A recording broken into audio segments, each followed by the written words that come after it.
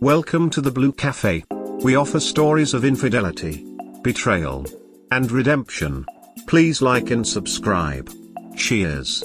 Now, on to today's story. Cause I apparently can't post this on Niter. I, 26M, have known Velma, 28F, and Shaggy, 26M, since high school. They are called that, because that's what they look like. Velma was my sister Danny's friend and Shaggy was mine. Shaggy always liked Velma. Velma however is asexual and was never interested in intimacy or affections. She barely liked being hugged. But the two ended up dating back in college. At the time I had misgivings that I shared with both of them, especially given that Shaggy is a horn dog. But Velma apparently allowed Shaggy to sleep with other women as long as she knew about it and was safe. The two have somehow lasted 6 years with this arrangement, but now things are heading for a break. I don't know much about the people Shaggy used to hook up with, but for the past year and a half he's only hooked up with one girl, Marie, 24F. Obviously the relationship is more than just sex and Shaggy has gotten really close to Marie's kid. Shaggy always wanted kids, which is coming out more and more. Of course Velma got jealous and wanted Shaggy to drop Marie, but Shaggy refused. This went to each of them coming to me and Danny for advice.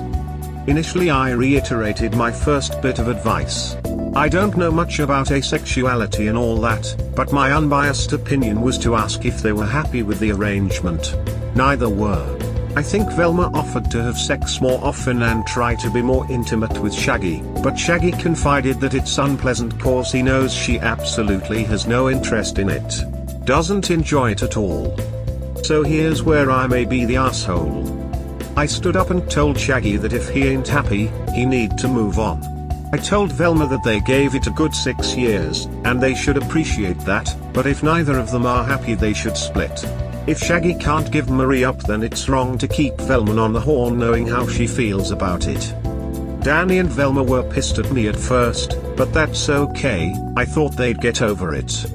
But then Shaggy broke up with Velma to be with Marie. They weren't married or nothing. Shaggy, up on my suggestion, paid off his half of the rent to the end of the lease, and moved out.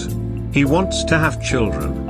Velma don't want children, and I believe that still seeing Marie after Velma said no, despite their arrangement, is cheating. So, don't cheat. Now I'm catching heat for encouraging Shaggy to leave Velma for that homewrecker and that I should have minded my own business. Despite the fact that they came to us for advice. There have been attacks from mutual friends as well as Velma who attacked my current relationship issues, saying I'm not an authority on good relationships. Everyone is saying I'm an asshole who encouraged Shaggy to be unfaithful. I'm like, no, I did the opposite. But now Velma is all super depressed, Danny is mad at me, and folks is coming at me from all angles saying I'm an asshole who should have just minded his business. I don't think I'm the asshole. But everyone else seems to. Am I missing something here? Sounds like some are hurting as Velma just lost a 6-year relationship. But honestly the correct info was there, you asked the right questions. Are you happy? Will you be happy in the long run? If you don't want to stop seeing someone that makes you happy and has similar life goals, kids, and the other person has dissimilar life goals, no kids, disinterested in sex, why not set them free to find a better fitting mate? You might be guilty of being too direct with the info, but sounds like it was needed to be said. NTA, children are a huge incompatibility and Velma will need to realize she needs to make a lot of sexual themed concessions if she wants to be in a relationship again. However, the smart thing to do would be make sure her future partners are also child-free and asexual. That's probably her only option right now. Danny is objectively stupid for not realizing this. Ita has a bunch of random relationship rules which this post breaks. I know, it's stupid. Hope you're well anyway, unfettered. They asked your opinion and you gave it. Their relationship had huge issues and no amount of ignoring it would have mattered. If I was to pick sides I'd be with Shaggy. 1. Velma wasn't interested in sex and as a compromise allowed him to sleep with other women. Obviously this would eventually be an issue. He is going to sleep with random women and not actually want a full relationship at some point.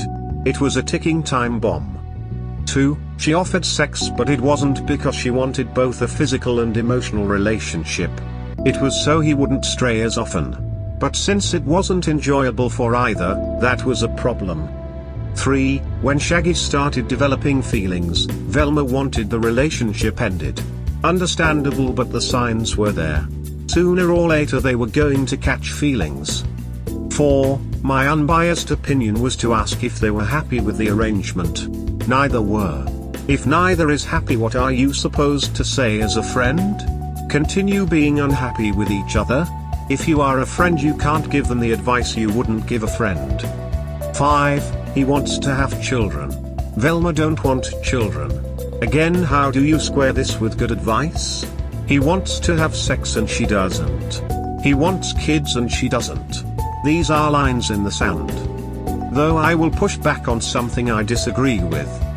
Velma don't want children, and I believe that still seeing Marie after Velma said no, despite their arrangement, is cheating.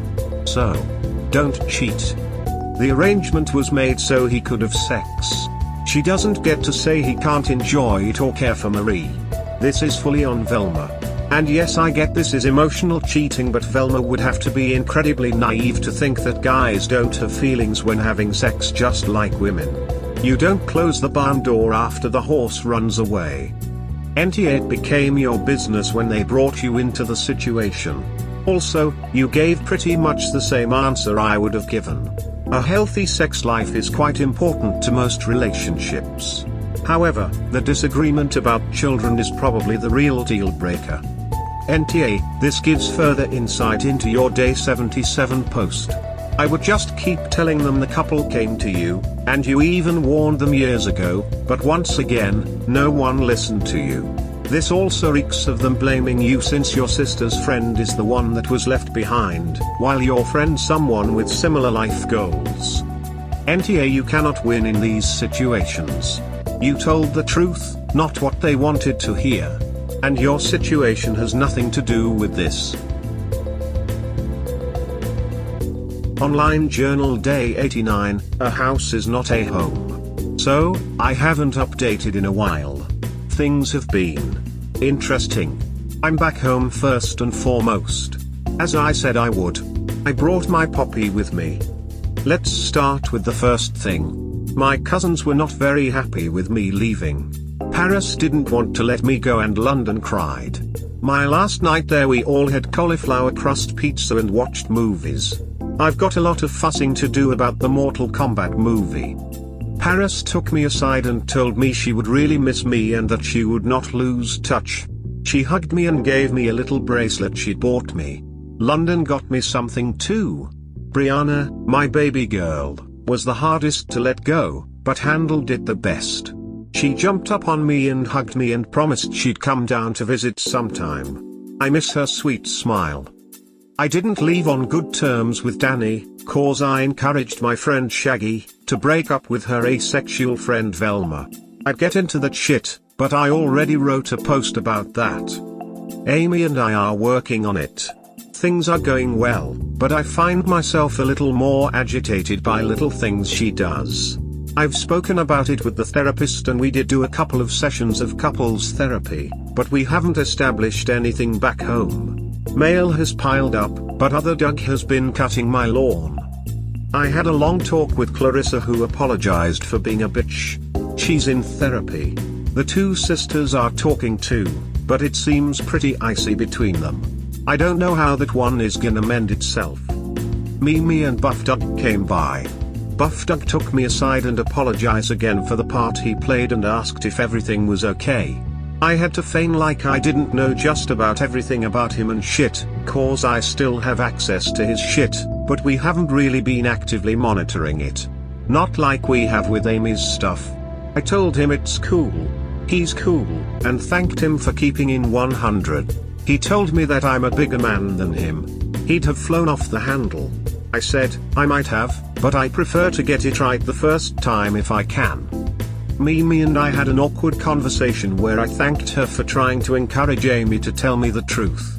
I also told her that I'm not too pissed at her in the situation, though some would consider her a facilitator. I think that she may have actually been what kept Amy from cheating.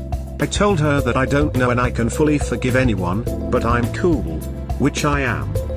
Amy has been vocally happy about not having to share me with my harem, a joke that's getting tired, and has been working on things in the relationship.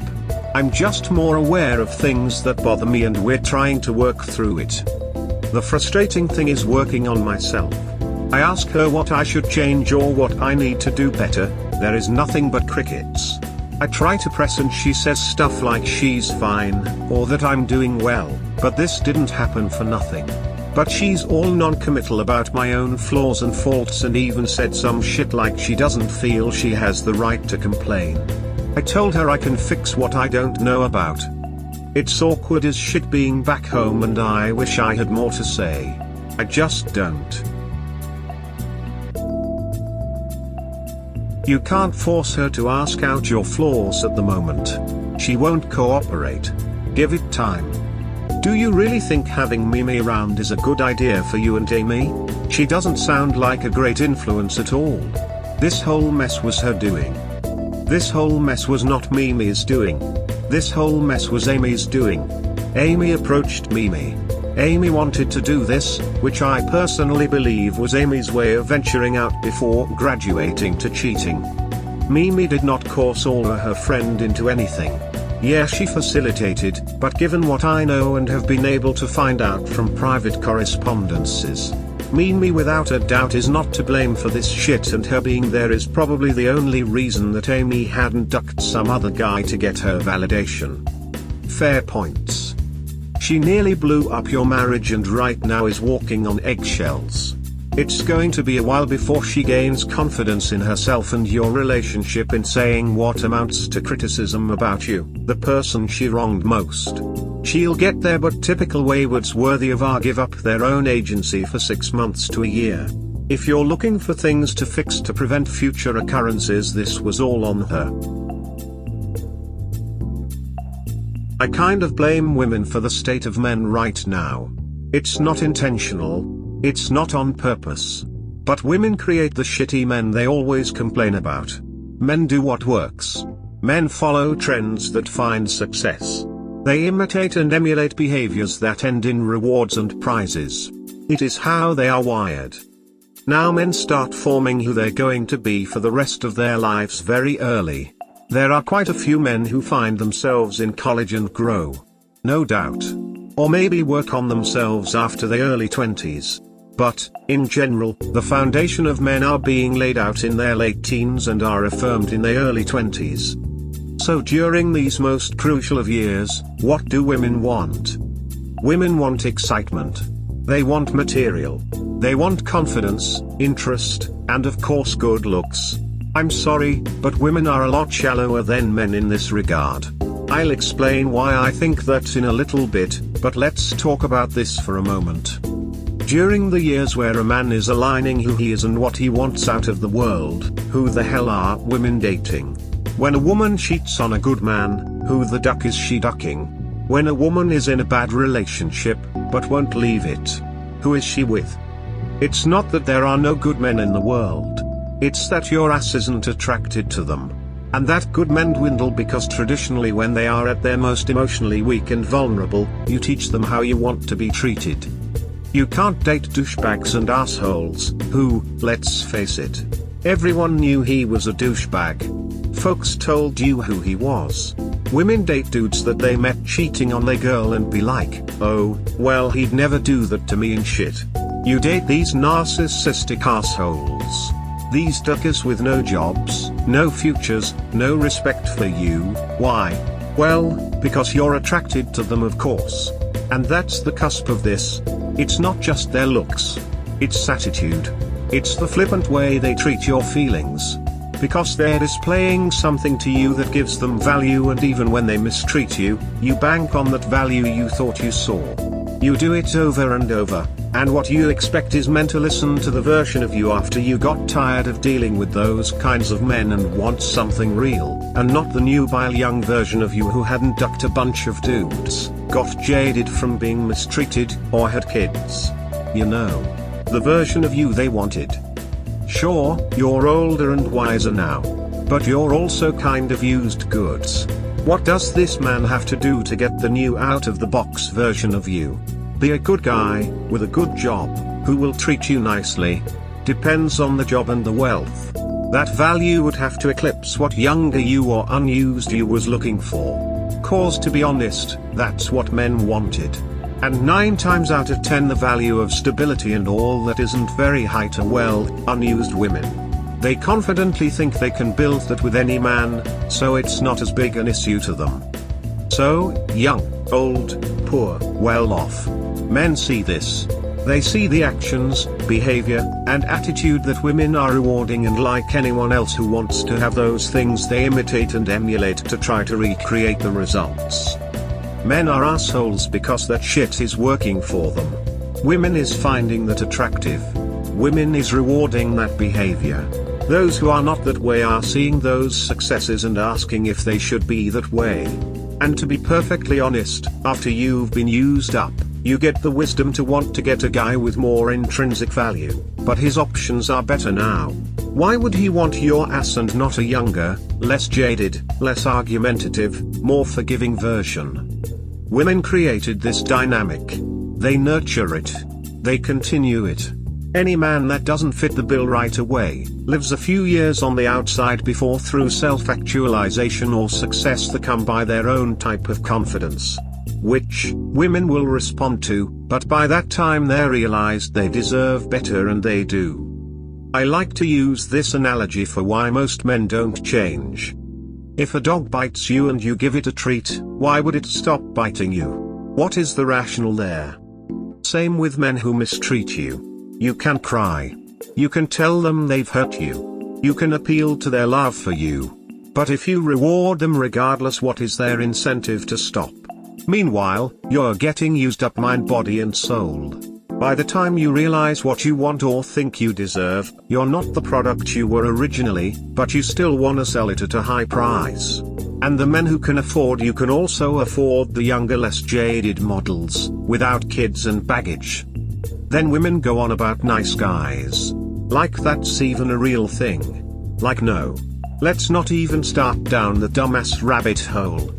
Every guy wants similar things. A guy looks at you, he likes you. He wants to duck. He wants you to be his girl.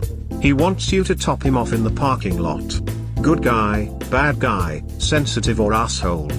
They all want that. The difference is the value of what they are offering in trade for it. And very early in women's lives, when men are deciding what works and what doesn't, being kind, being intelligent, and being stable do not have the same value as being handsome, being interesting, and being confident. This creates weak-ass beta males who imitate attributes they think works, creating the illusion of these so-called nice guys who turn asshole when they don't get what they want. No, that's not what you're looking at. You're looking at a person who has no idea what value they can offer a woman that she'll want, and are frustrated and small-minded, cause they're not sure what will work. Don't attribute that behavior to a nice guy.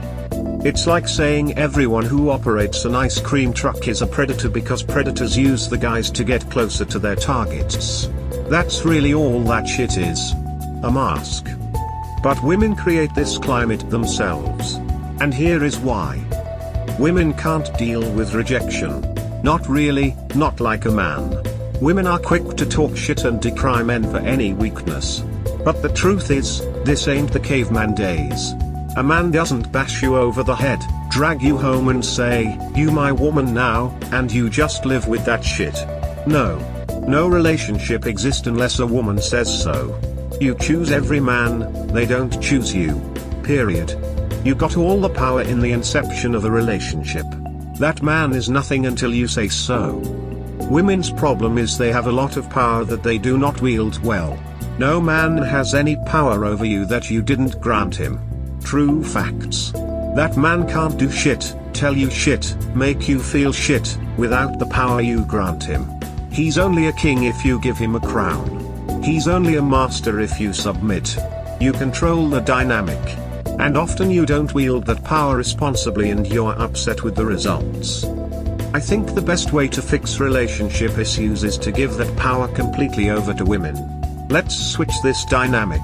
Women wouldn't have to deal with a bunch of guys they ain't interested in coming up to talk to them. They ain't got to deal with bum-ass dudes or fake-ass nice guys, or any of that shit.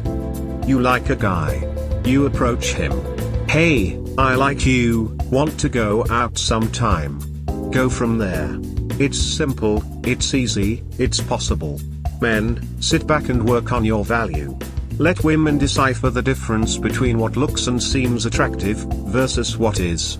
It'd make life much easier on everyone and women can stop bitching and complaining about the shitty men they empower, because who they date and who they with will be wholly of their own designs. So TL, drive. Men act the way they do because women reward that behavior. If more women would not reward that behavior, less men would adopt that behavior to reap those rewards. If there is a behavior you want to nurture in men as a whole, women gotta start rewarding that and not the other stuff. Stop trying to polish all these dirts. You want men to behave differently, give them a reason to. The reason they act the way they do now is because more often than not it finds success. And as long as it does, there is no reason to change. All your talking points, all your tears, all the logic in the world will not overcome this has worked, and this has not. Among men. Damn son, 100% the truth. May God bless you in everything you do. Facts.